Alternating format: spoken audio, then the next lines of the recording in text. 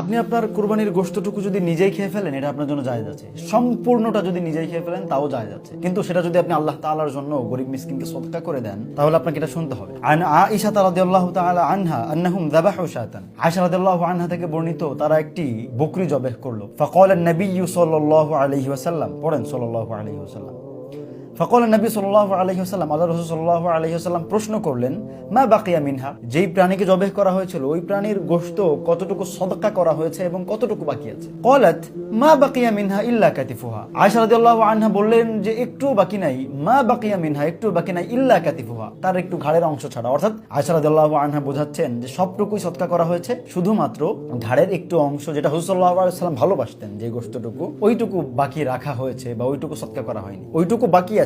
মা বাকিয়া মিনহা ইল্লা কাতিফুহা, অর্থাৎ কাতিফ অর্থাৎ ঘাড়ের একটু অংশ ছাড়া কিছুই বাকি নাই। আল্লাহর রাসূল সাল্লাল্লাহু আলাইহি ওয়াসাল্লাম বললেন, ক্বালা বাকিয়া কুল্লুহা গায়রা কাতিফিহা, না ভুল, এতটুকু কাতিফ ঘাড়ের অংশ বাকি আছে বিষয়টা এরকম না। বাকিয়া কুল্লুহা, যতটুকু সদকা করা হয়েছে তার সবই বাকি আছে, ইল্লা কাতিফুহা, যতটুকু আমরা খাবার জন্য রেখে দিয়েছি। কাতিফ ঘাড়ের যতটুকু অংশ আমাদের জন্য রাখা হয়েছে সেটা ছাড়া যতটা সদকা করা হয়েছে সব বাকি আছে। কুরবানির গোশত, আপনার কুরবানির গোশত আপনি যদি আল্লাহ তাআলার জন্য কুরবানি করে থাকেন, ওই কুরবানির গোশত পুরোটাই আপনার জন্য হালাল। তবে ওইখান থেকে আপনি যতটুকু অংশ সদকা করে দিবেন, ততটুকু অংশ আল্লাহ তাআলার কাছে বাকি থাকবে এবং আল্লাহ তাআলা এর দ্বিগুণ, তিনগুণ, শতগুণ, হাজার গুণ বৃদ্ধি করে আপনাকে দিবেন কিয়ামতের দিন। আর যতটুকু আপনি খেয়ে ফেলবেন, ততটুকু আপনি, আপনার সন্তানেরা, আপনারা শুধু খেয়ে ফেলবেন এবং ওটা শেষ হয়ে যাবে। বাকিয়া কুল্লুহা গায়রা কাতিফিহা, আপনারা খাবার জন্য যতটুকু রাখবেন, ততটুকু ছাড়া যতটুকু দান করবেন সব আল্লাহ তাআলার কাছে রয়ে যাবে, যদি আপনার নিয়ত যদি খালেস থাকে, যদি আল্লাহ তাআলার জন্যই আপনি দিয়ে থাকেন। মান সম্মানের জন্য মানুষ আমাকে বলবে আমি অনেক বড় কুরবানি দিয়েছি, মানুষ আমাকে বলবে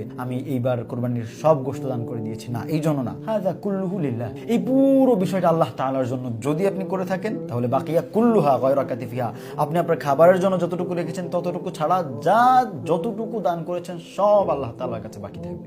সুবহানাল্লাহি ওয়া বিহামদিহি। হুজুর সাল্লাল্লাহু আলাইহি ওয়াসাল্লাম কি সুন্দর করে বুঝিয়ে দিলেন, বাকিয়া কুল্লুহা গায়রা কাতিফিহা, যতটুকু আমরা খাবার জন্য রেখে দেই, ততটুকু ছাড়া যতটুকু দান করে দিই, ওই দান করার সব সম্পদটুকু আল্লাহ তাআলার কাছে বাকি থেকে যায় আমাদের অনন্তকালের জীবনের জন্য, আমাদের আখিরাতের জীবনের জন্য। এই হলো আখিরাতের প্রতি ঈমান, এই হলো আখিরাতের প্রতি ইয়াকিন। বাকিয়া কুল্লুহা গায়রা কাতিফিহা, আমরা যতটুকু দান করি সব আল্লাহ তাআলার জন্য, যতটুকু দান করি সব বাকি থাকে, আমরা যতটুকু খেয়ে ফেলি ততটুকু ছাড়া। সুবহানাল্লাহ, আল্লাহ তাআলা তৌফিক দান করেন।